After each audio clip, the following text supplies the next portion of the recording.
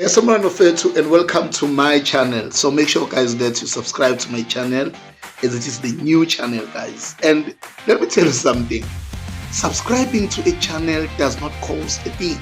You just click that button and make sure that you are part of what is going to go on in this channel. So in this channel guys, we're going to share the word of God. We're sharing the word of God guys, raw word of God, uncooked. You understand? And I'm one person who can't live without the word of God. I can't live without the word of God. So I don't know about you, but I can't live without the word of God. So make sure guys you are part of this. We're just sharing the word of God, just unpacking what the Holy Spirit directs us to unpack, but raw as it is, because this is what I've discovered guys. In this generation that you are living in, you can't live without the word of God. In these last days, you can't, my brother, my sister, my mother, my father, my grandfather, my grandmother. You can't live without the word of God. So you better look into that with consideration. Ask yourself, what is this man saying? That's what I'm saying. You can't live without the word of God. Why? Because there are a lot of things that are coming into our lives that needs a measurement, a scale, and the only scale that you can use to measure anything that comes across you is the word of God. The only people that are going to be tripled by the devil, the only people that are going to be manipulated by the devil are the people who do not read the word. Let's dive into today's message. Today guys, we are looking at Philippians chapter number 2, verse number 3. I'm just going to read from the Bible. This is my Bible, guys. I'm going to read from the Bible here. It says, "Do nothing out of self-ambitions or vain conceit.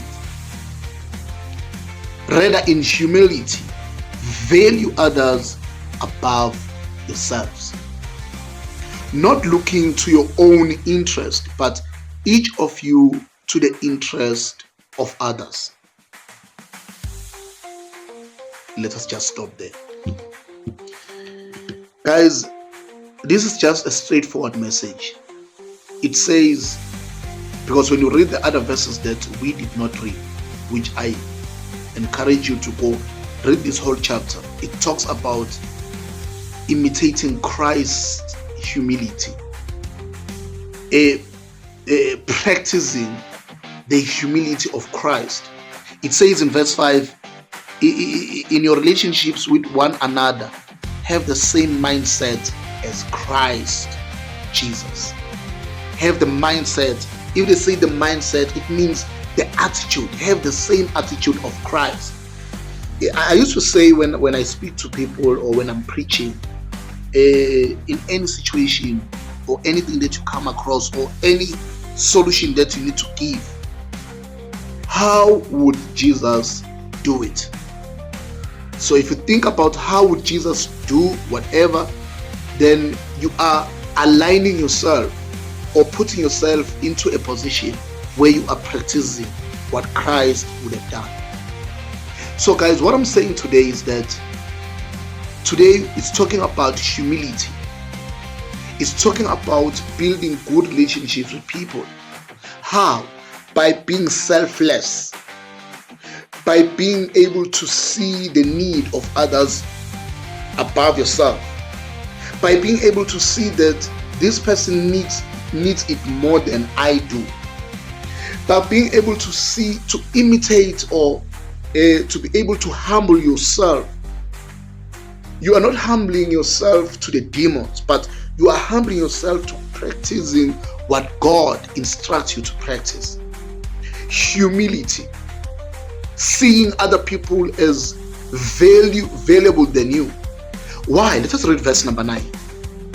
Verse number 9 says, "Therefore, God exalted him to the highest place and gave him the name that is above every name." So you can uplift yourself.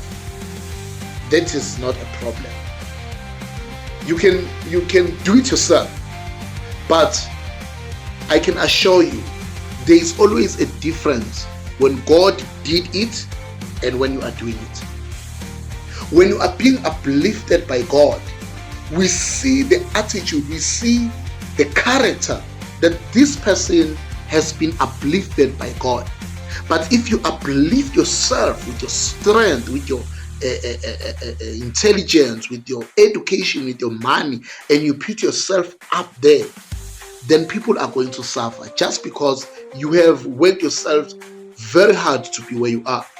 But if you have allowed God to take you from the grass level to the next level of your life, then the way you treat other people will totally be different.